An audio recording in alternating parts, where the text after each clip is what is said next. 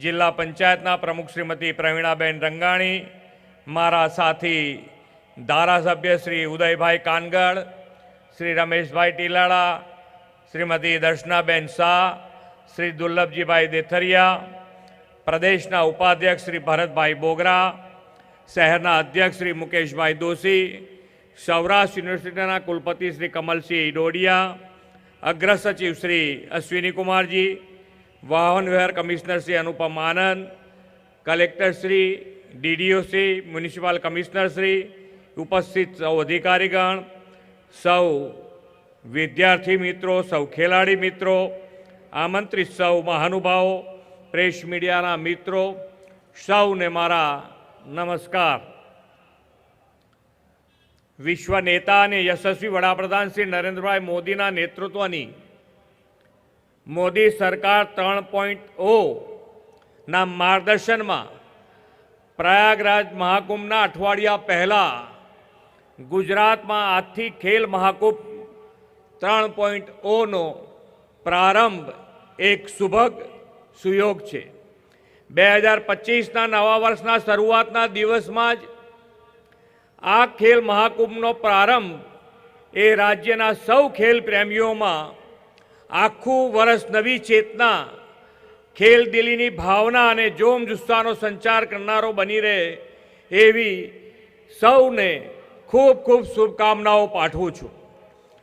ખેલ મહાકુંભના પ્રણેતા એવા વડાપ્રધાનશ્રીએ દેશની યુવા શક્તિના બહુમુખી વિકાસ માટે શિક્ષણ, ઇનોવેશન, સ્ટાર્ટઅપમાં પ્રોત્સાહનની સાથે સાથે સ્પોર્ટ્સ કલ્ચર વિકસે તે માટે સફળ પ્રયાસ હાથ ધર્યા છે. આદરણીય શ્રી નરેન્દ્રભાઈના નેતૃત્વમાં આજે દેશમાં રમતગમત અને ખેલકૂદના ક્ષેત્રમાં વિશ્વાસ અને ઉત્સાહનું વાતાવરણ ઊભું થયું છે. વડાપ્રધાનશ્રીએ ખેલાડીઓને સતત પ્રોત્સાહન કરતા રહેવાની કાર્યશૈલીના પરિણામે જ 2024નું ગયું વર્ષ ભારત માટે રમતગમત ક્ષેત્રે અનેક ઉપલબ્ધિનું વર્ષ બન્યું છે. પેરિસના પેરાઓલિમ્પિકમાં ભારતીય ખેલાડીઓનું રેકોર્ડ બ્રેક પ્રદર્શન, ચેસની વિશ્વ રમતમાં ઐતિહાસિક જીત અને મહિલા શક્તિની ખેલકૂદમાં ભાગીદારી નવા કીર્તિમાન સ્થાપ્યા છે. વડાપ્રધાનશ્રીએ હવે 2036માં ઓલિમ્પિક્સ ગેમ્સની યજમાની માટે દેશને સજ્જ કરવાનું મિશન ઉપાડ્યું છે. 2036 પહેલાં સુગ્રથિત સ્પોર્ટ્સ ઇકોસિસ્ટમ વિકસે તે માટે અત્યારથી જ તૈયારીઓ શરૂ કરી દીધી છે. ઓલિમ્પિક્સમાં દેશને વધુ મેડલ મળે તે માટે પ્રતિભાશાળી ખેલાડીઓને ટોપ્સ એટલે કે ટાર્ગેટ ઓલિમ્પિક્સ પોડિયમ સ્કીમ જેવી યોજના હેઠળ તૈયાર કરવામાં આવી રહ્યા છે. આ વર્ષમાં જ ભારતના ખોખો વર્લ્ડ કપ, મહિલા ક્રિકેટ વર્લ્ડ કપ અને હોકી જુનિયર્સ વર્લ્ડ કપ જેવી વિશ્વ કક્ષાની રમતનું યજમાન બનવાનું છે. આદરણીય વડાપ્રધાનશ્રીના દિશાદર્શનમાં ગુજરાત પણ ઓલિમ્પિક્સ 2036ના રન અપના ભાગરૂપે 2025માં આ વર્ષે તેમજ 2026માં તથા 2029માં પણ એમ 3 વર્ષમાં 5 જેટલી વર્લ્ડ ક્લાસ ગેમ્સના આયોજન માટે પ્રયત્નશીલ છે. આ બધી જ રમતનું આયોજન દેશમાં અને ગુજરાતમાં ખેલકૂદને પ્રોત્સાહક અને પ્રતિભાને નિખારવાનું વાતાવરણ બનાવશે એવો મને ચોક્કસ વિશ્વાસ છે. ગુજરાતને તો રમતગમત પ્રત્યેના વડાપ્રધાનશ્રીના આગવા વિઝનનો લાભ 2.5 દાયકાથી મળતો રહ્યો છે. ગુજરાતમાં આજે જે સ્કેલ પર સ્પોર્ટ્સ કલ્ચર ખીલ્યું છે તે આદરણીય વડાપ્રધાન શ્રી નરેન્દ્રભાઈ મોદીના વિઝનનું જ પરિણામ છે.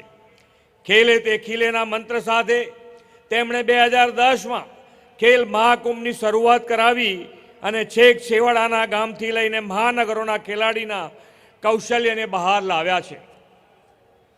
2010માં જે 16 લાખથી શરૂ થઈ અને આજે 3.0માં 71 લાખ જેટલું રજિસ્ટ્રેશન, અને રજિસ્ટ્રેશનની સાથે સાથે દરેક ખેલાડીઓ માટે, વિજેતાઓ માટે 45 કરોડના ઇનામોથી પણ નમાજવાના છીએ.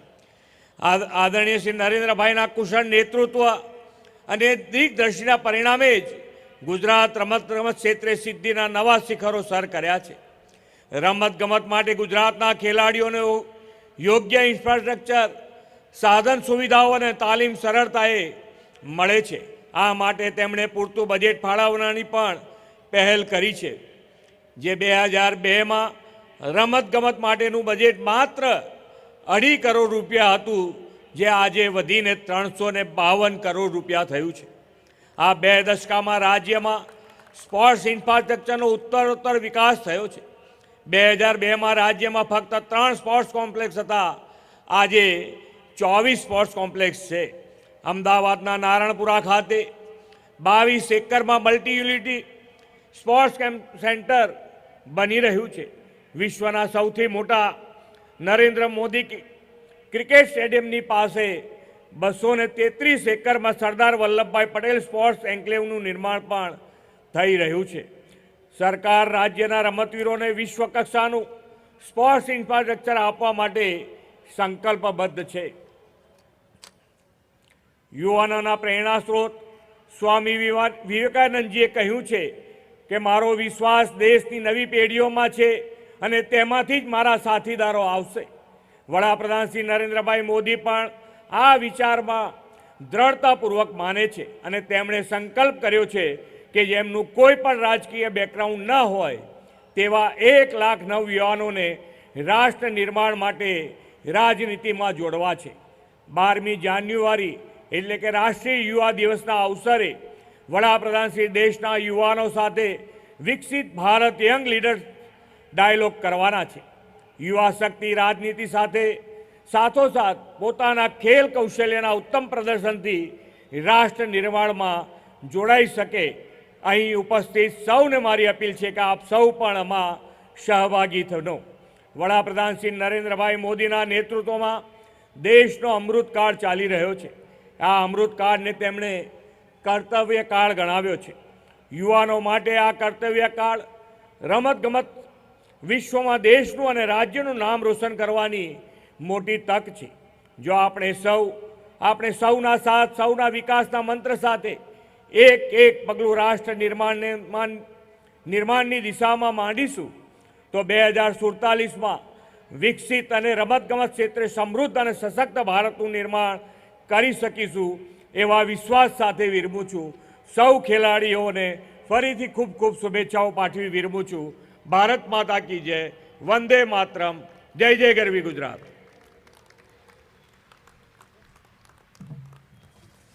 માનનીય મુખ્યમંત્રી શ્રી, આપના પ્રોત્સાહન ભર્યા શબ્દો માટે, સમગ્ર ગુજરાતના રમતવીરો માટે ખેલ મહાકુંભનો શાનદાર શુભારંભ કરવા માટે અને આપની ગરિમામય ઉપસ્થિતિ માટે અમે પણ આપનો આભાર વ્યક્ત કરીએ છીએ.